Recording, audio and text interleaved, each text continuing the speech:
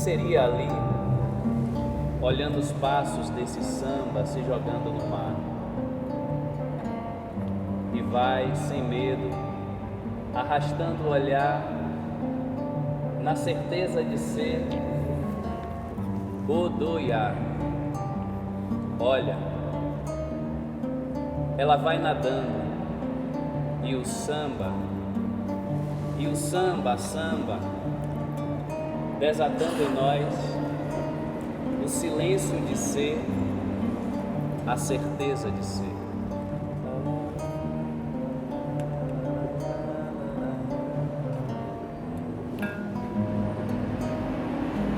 Agosto me deixou algumas folhas secas, com sede, da raiz ao caule. Me tirou a seiva, apagou as cores, acabou com a fruta, me roubou as flores, me reteve teso, atrofiado. Depois me soprou no escuro, só renasce verde quem já foi só galho.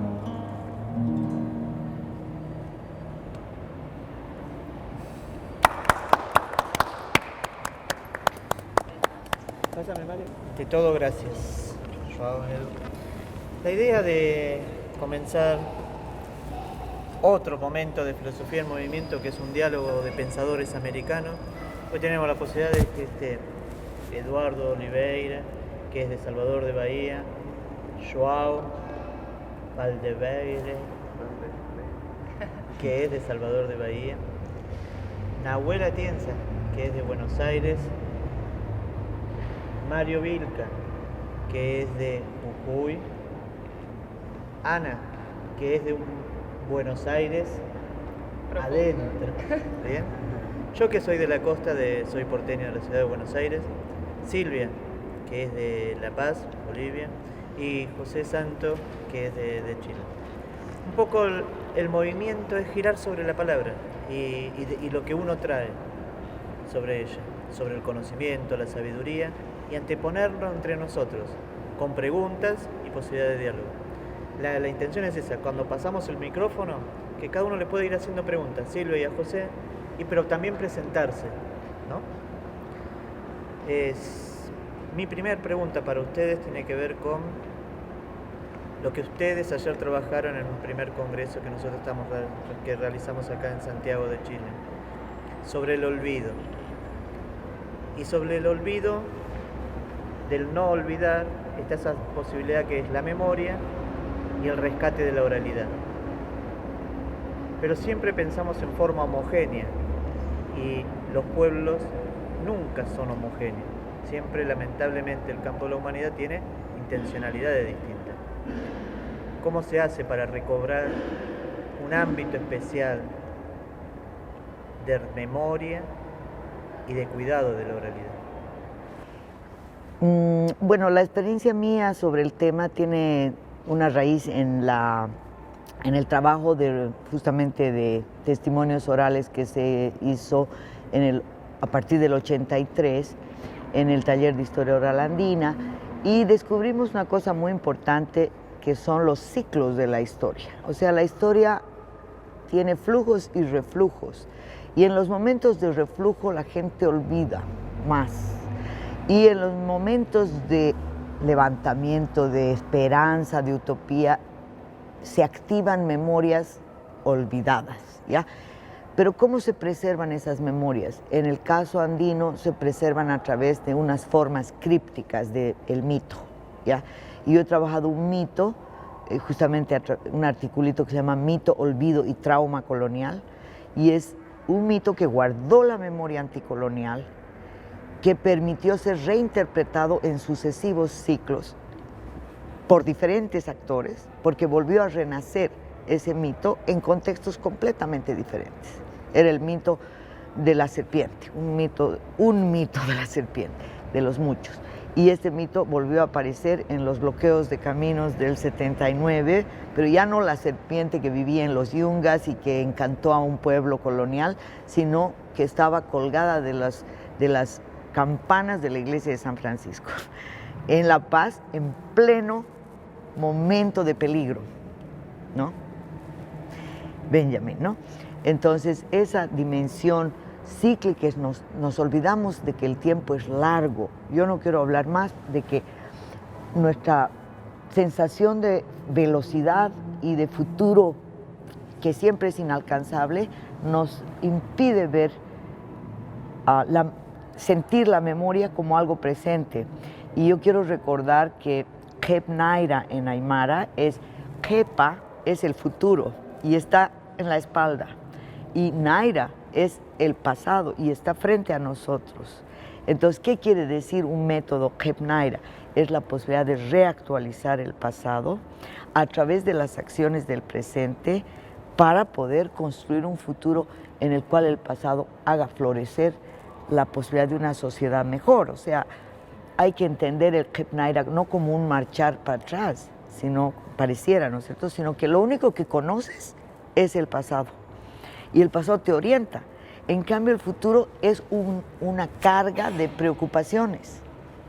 Entonces, si la cargas debidamente envuelta, esa carga, no estás todo el rato en pos de algo, sino estás estando, como diría Kush, o sea, estás buscando compatibilizar esa velocidad con tu estar, con tu pensar en los ancestros, en los difuntos, con tu ciclo de calendario, pensar también en que estás en momentos diferentes del ciclo anual, del ciclo temporal largo. Esa es la enseñanza que yo he recuperado al respecto. O sea, que no hay olvido total. El cuerpo recuerda, aunque tu cabeza no lo registre, ¿no? Porque estamos demasiado invadidos por estímulos que nos desensibilizan a la memoria. Esa sería. Yo siempre trabajo con el concepto de conflicto, pero fundamentalmente porque me parece una categoría sumamente rica y fructífera. Lo que yo le planteo a mis alumnos siempre es ¿por qué tenemos tanto miedo al caos? Y me parece que eso es una cuestión claramente occidental, ¿no? Cuando tú hablas de barro, hablas de caos o de neblina, yo pienso, sin duda, en riesgo, pero pienso en puras posibilidades. También. Dicho de otra manera, tengo la sensación de que no hay ningún movimiento sin conflicto, que las cosas no se mueven si no hay ruido, si no hay conflicto, si no hay lucha. Que es una idea que no es mía, no es tan antigua, ya lo decía Heráclito.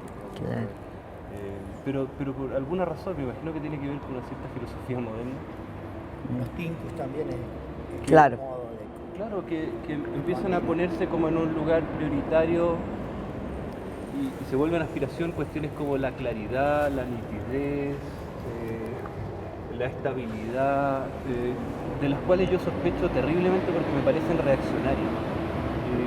Y en tanto que reaccionarias, acá hablamos de los momios, pero, algo que es algo que queda, que se estabiliza y que no se mueve más.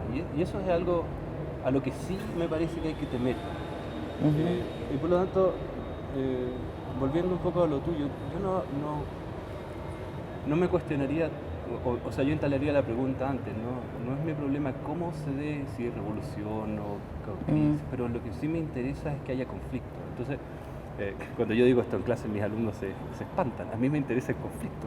Entonces, para el 2011, cuando acá en Chile todo era conflicto, yo era el más feliz de todos, porque de hecho, después de muchos años en que lo que había en este país era estabilidad y todos parecían estar con los brazos caídos, de repente empezaron a ocurrir cosas.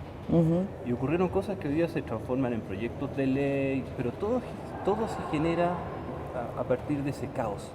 El 2011 fue un caos, por aquí pasaban protestas día por medio. Claro.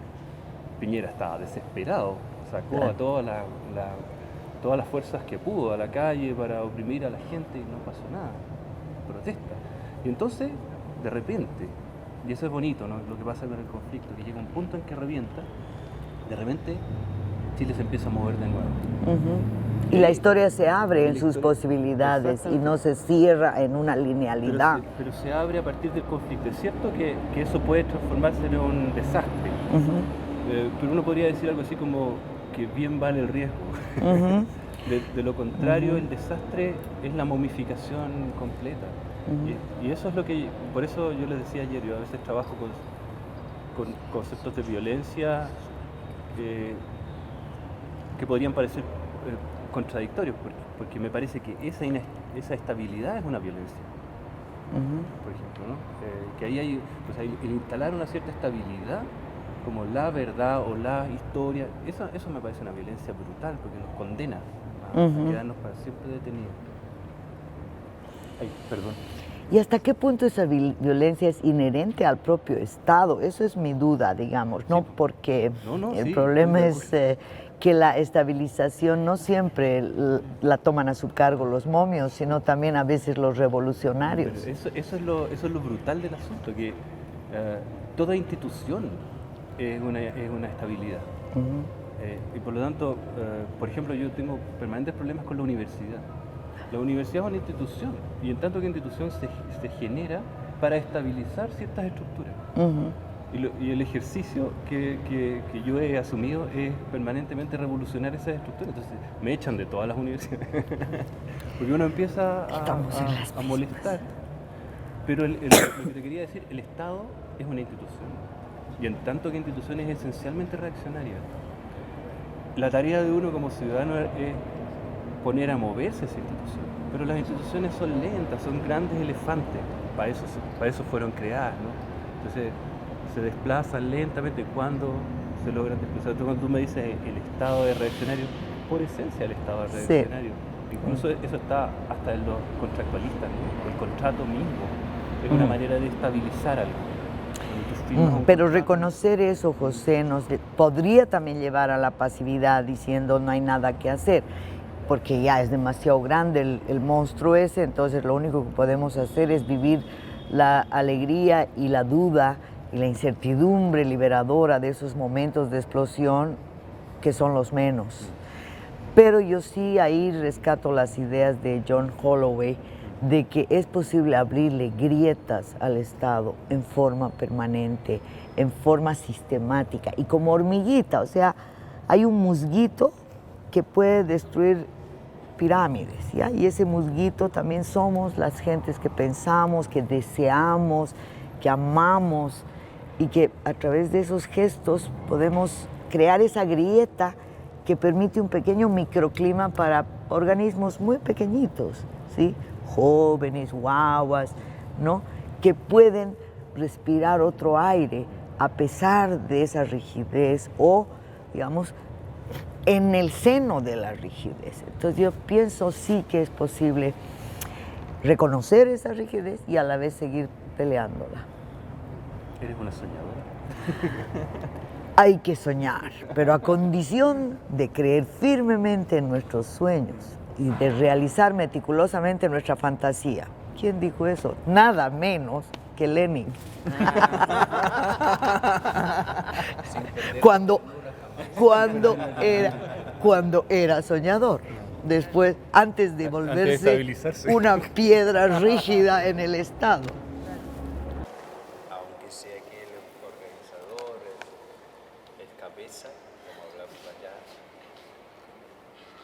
comparte la vocación de estudiar también las políticas culturales, trabajar con ellas. Y la pregunta es en el sentido de comprender las políticas culturales en el campo multidisciplinario. Y si es posible,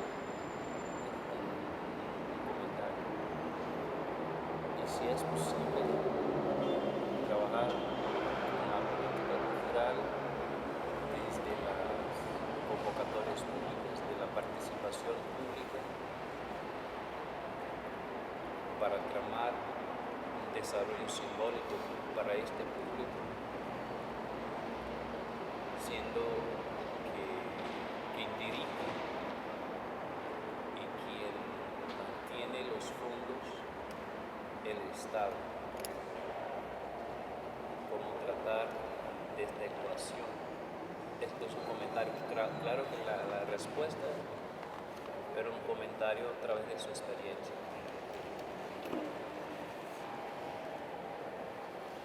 Gracias, Yao. Nos conocemos por un proyecto de investigación que yo dirijo que tiene que ver con estudios de políticas culturales urbanas, ¿no? Donde tomamos un enfoque a partir también de Cush y empezamos a cambiar los horizontes de Cush, a hacerlo un poquito más visible. Pero me parece que de hace mucho tiempo los vientos siguen siendo entre el pragmatismo y el romanticismo. Y el Estado, por la constitución esta de institucionalidad, limita la esperanza y las expectativas. Constituye ventanillas donde la posibilidad de pensar y la potencia la limita. Me parece que lo que hay es, hoy lo venía diciendo José, para mí estamos huérfanos de teoría. Por eso la propia práctica está generando otra cosa de sentido. ¿Bien? Los grandes relatos, con sus anteojos, no dieron ya posibilidad de respuesta. La fisura se sigue marcando y la diferencia cada vez más, siguen marchando. Y me parece que hasta que esa práctica no tenga otra interpretación, no va a poder ser de otra manera. Y el Estado va a seguir limitando la expectativa y achicando las esperanzas.